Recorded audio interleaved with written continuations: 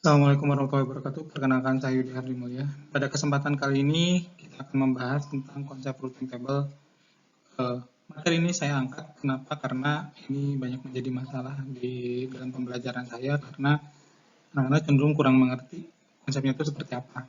Jadi ini disclaimer dulu. Ini konsep dibikin sesederhana mungkin agar anak-anak lebih mengerti. Baik, pernahkah Anda tidak tahu alamat pasti tujuan Anda, kemudian menanyakan arah tujuan Anda malah tempat tersesat? Ya, itu sering dijumpai. Kenapa? Karena biasanya begitu kita menanyakan alamat, kita datang ke orang yang mau nanya saja, sudah kita belum tahu daerah. Begitu nanya, diberi arah yang sebegitu rumitnya ini ke kanan, ke kiri, ke kanan, ke kanan, ke kiri, nanti baru sampai. Itu cenderung otak manusia itu tidak sampai ke sana. Jadi makanya konsepnya itu adalah biar kita segera sampai ke tempat tujuan. Itu pertama, kita naik ke persimpangan terdekat, tinggal nanya ini mau ke blok A sebelah mana, nanti di persimpangan sini diarahkan ke sebelah sana Pak. Oh nanti udah kita ikutin jalan sana, kemudian nanti nanya lagi di persimpangan berikutnya, blok sini kemana, ke sana, ke sana. Kemudian lakukan terus hingga akhirnya kita sampai ke tempat tujuan. Nah, static routing, apa hubungannya static routing? Pertama, di static routing itu proses routing pertama dikonfigurasi manual oleh administrator jaringan. Jadi kita nanti sebagai administrator jaringan itu harus mengetahui persis kemana setiap jalur yang akan dilewati oleh paket data di dalam jaringan untuk mencapai titik tertentu. Kemudian admin harus mengarahkan kemana routing akan dilakukan, karena proses routing itu kan itu kalau nanti sudah banyak itu harus efektif. Jadi kita harus bisa mengarahkan routingnya itu ke arah yang lebih cepat. Kemudian admin juga harus mengatur gateway mana yang akan digunakan untuk menuju network tertentu. Nah, ini yang biasanya bikin bingung. Ini contoh soal. Contoh soal diberikan contoh soal dengan topologi seperti ini. Kita disuruh mengkonfigurasi PC 0 bisa ping ke PC 1 dan ke PC 2 dengan di tengahnya itu ada router diantaranya ya. Nah, masing-masing router itu menghubungkan beberapa jaringan berbeda. Nah, ini itu bikin shock. Bikin shocknya kenapa? Pertama, lihat di sini di router 1 aja ini ada konfigurasi seperti ini, router 2 begini, router 3 juga begini. Itu akan langsung bikin shock. Itu yang permasalahan pertama. Kita belum apa-apa sudah shock duluan. Begitu suruh konfigurasi dari PC 0 ke PC 1 dan seterusnya, itu ini gimana? Gateway-nya yang mana? Bingung gitu, bikin bingung. Nah, berdasarkan yang tadi nih, berdasarkan yang tadi kita di disclaimer di awal dengan konsep yang awal, kita sekarang akan membuat routing table pertama. Nah, di sini sudah saya buatkan routing table-nya. Jadi kenapa kita membuat routing table pertama? Jadi ini dari PC 0 akan menuju PC 1, PC 2 ataupun router 2 ataupun router 3 itu kendalanya adalah si PC itu akan mengandalkan router 1. Maka si router 1 itu akan jadi gateway-nya. Nah, kita tugasnya sebagai administrator jaringan, kita harus bisa mengarahkan si router ini gitu, untuk meneruskan paket yang diminta oleh PC 0 ke sana, ke PC 1, PC 2 dan seterusnya. Nah, di router pertama itu kita buat routing table-nya konsepnya seperti yang tadi gitu. Konsep yang tadi adalah kita jika akan sampai ke tempat tujuan dengan jalan yang kita tidak banyak tahu, kita cukup mengarahkan ke persimpangan terdekat. Nah, nanti di persimpangan terdekat tanya lagi. Nah, contohnya seperti ini. Dari router 1 mau ke PC 2 misalnya. Persimpangan terdekat itu yang mana? Ini, router 2. Jalannya yang mananya? Ini yang saya beri tanda warna biru. Kemudian nanti dari router 2 ke router 3, kemudian enggak, akhirnya bisa sampai ke sana.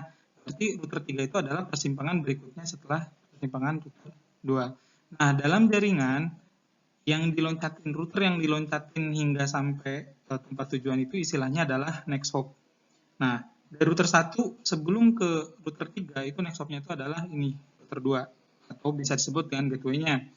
Kemudian dari router 1 mau ke PC 2 pun gateway yang dia loncatin atau next hop yang pertama dia lewatin itu adalah yang ini nih, router 2-nya yang diberi tanda warna biru. Yang mana di sini adalah pos Ethernet 00 di router 2 yang mana alamatnya adalah 192.168.1.2. Makanya di sini nih, kita beri contoh mau menuju 40. 40 itu adalah PC 1. Jadi router 1 mau ke PC 1. Gateway-nya adalah yang warna biru. Gateway-nya adalah yang ini nih, 1.2. Kemudian yang kita daftarkan atau yang kita tulis destinasinya itu adalah bukan alamat IP-nya, tapi yang ditulisnya adalah alamat jaringannya. Yang mana 192.168.4.0 alamat jaringannya karena dia kelas C, berarti 192.168.4.0. Nah, begitu juga selanjutnya, jika kita mau ke router 3, berarti gateway-nya tetap sama, Ethernet 00 router 2, yang alamatnya 1.2. Kemudian mau ke sini juga sama. Jadi, dari router 1, jika ditanya kemana ke PC 2, router 1 hanya perlu menunjukkan jalan, nih, jalannya itu adalah menuju router 2 melalui Ethernet 00. Router 1 mau ke PC 1 gimana? Ya, udah ke persimpangan ke sini. Ibarat router itu ditanya, kemana jalan ke Jogja? Yaitu misalnya ini PC 2. Dia hanya mengarahkan ke persimpangan yang terdekat. Kemana ke jalan ke Bandung? Misalnya Bandung itu adalah ini. Si router juga hanya akan mengarahkan ke persimpangan yang terdekat. Itu routing table untuk router yang pertama. Nah, untuk router yang kedua, yang tengah, routing table-nya gimana? Nah, yang harus kita pahami adalah ada sambungan langsung dan tidak langsung. Sambungan langsung itu yang mana? Router 1 tadi ke PC yang ini, PC 1 sudah ditutup ya.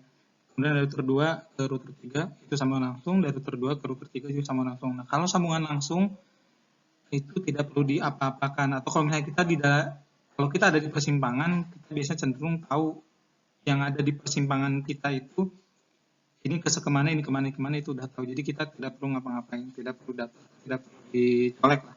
Yang perlu kita daftarkan itu adalah sambungan yang tidak langsung kalau dalam topologi ini. Kalau dalam kehidupan nyata yang perlu kita berikan itu adalah alamat mana yang bisa dituju setelah persimpangan berikutnya. Nah, ini router 2 mau menuju PC 0. Persimpangannya yang mana? Persimpangannya adalah router 1, yaitu pas Ethernet 00, yang mana alamatnya 192.168.1. Makanya di sini ditulis, kita tulisnya net ID-nya, kemudian net mask-nya kelas C, dan terakhir next hop-nya adalah atau gateway-nya bagi router 2 adalah yang ini. Yang mana ini merupakan router pertama yang interface-nya Ethernet 00. Begitu juga jika ditanya dari router 2 mau menuju PC 2, itu kita hanya perlu menunjukkan atau hanya perlu mengkonfigurasi alamat destination-nya ke router ke net ID yang ini, yang mana 192.168.5.0. Kemudian gateway-nya adalah router 3 Ethernet 00, yang mana next hop-nya atau gateway-nya adalah 192.168.2.2. Nah, untuk router 3-nya itu mirip dengan router 1, hanya kebalikannya saja. Nah, jika diaplikasikan nanti, nah ini, seperti ini ya. Nah, jika nanti diaplikasikan di CLI atau di konfigurasi routing, baik di Mikrotik ataupun di Cisco, prinsipnya mirip. Kita masuk ke terminalnya, nah, alamatnya begini. Caranya gini, kita masukkan IP route, kemudian net ID tujuannya, kemudian net mask-nya, dan terakhir baru gateway-nya. Nah, itu tentang pemahaman konsep table routing saat kita belajar routing statis. Mudah-mudahan informasi yang bisa saya sampaikan atau bahasan kali ini bermanfaat. Jika ada yang kurang berkenan atau apa, boleh kita diskusi di kolom komentar. Sampai jumpa lagi di lain kesempatan. Kurang lebihnya saya mohon maaf. Assalamualaikum warahmatullahi wabarakatuh.